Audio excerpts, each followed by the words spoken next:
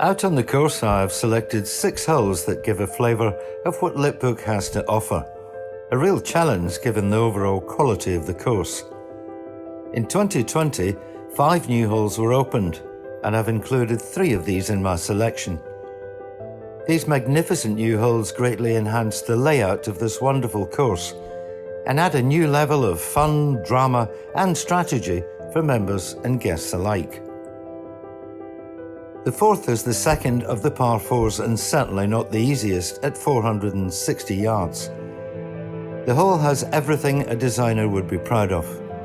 A generous fairway, but one that pinches in around 250 yards from the tee, and that leaves a small target for the long hitters. A good drive is essential to set up the approach, which is to a green that's 31 yards deep. Herein lies the work of a top-class architect, as not all of these yards are available to the golfer.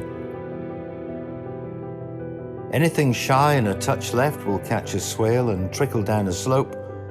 The same fate awaits anything which is long and right.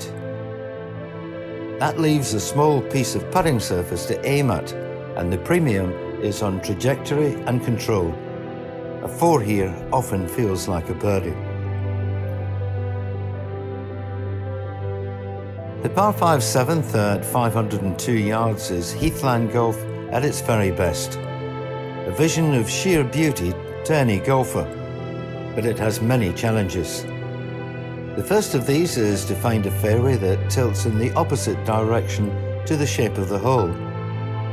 The average hitters may choose to lay up short of the burn, which lies diagonally across the heather, but the longer hitters will relish an opportunity to find a green that is higher than the fairway.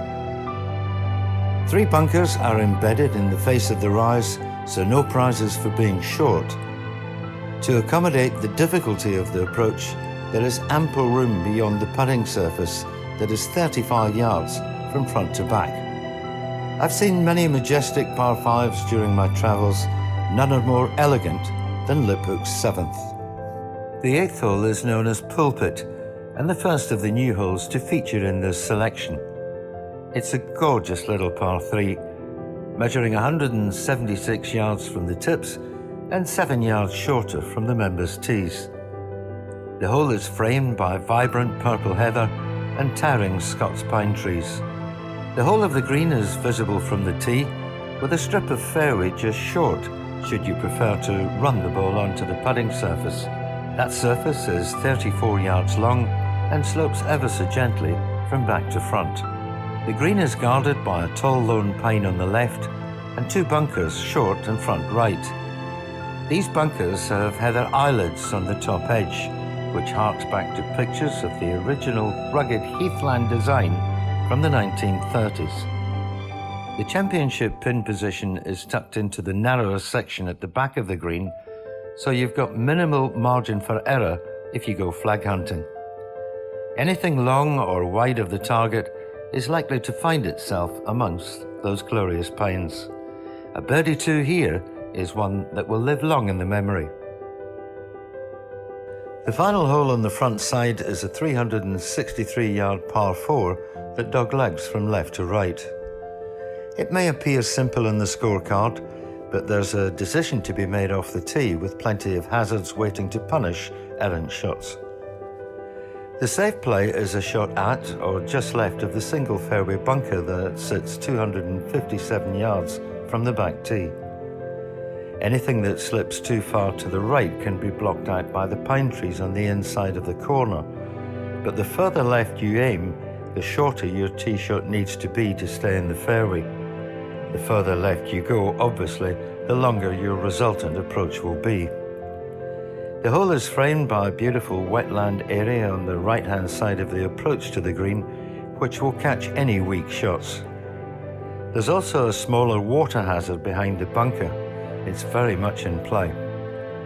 The green runs quite steeply from back to front, and it's angled away from front right to back left.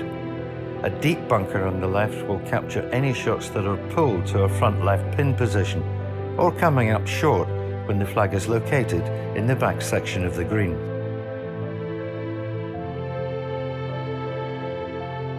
The back nine begins with a 431-yard par 4 that's as testing as it is attractive. For the big hitters, the bunker on the right of the fairway and the wide part of the pond on the left at 280 yards could force you to lay up short, but then again you've got the option of threading your drive between the two. The water actually begins just behind the first Scots Pine at 210 yards, so it's very much in play for most golfers. A tee shot just short of the bunker should leave somewhere in the region of 160, maybe 170 yards to the green. The best angle for your approach shot is from the left half of the fairway, as this leaves you a clear opening between the two bunkers that jealously guard the green's entrance.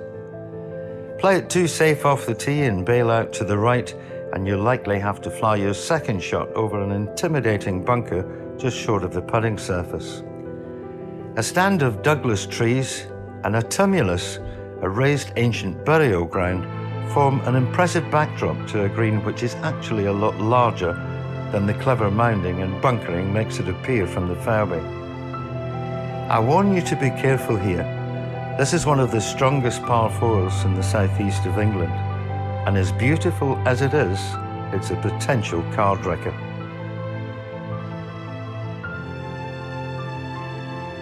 The final offering is one that will stay long in the memory. The par 5 18th is 465 yards. The average length player will drive just to the top of the rise, but for the longer hitters, it's a blind tee shot. Heather flanks the fairway both right and left, and once over the hill, the fairway slopes from left to right. That leaves a very small target to aim at.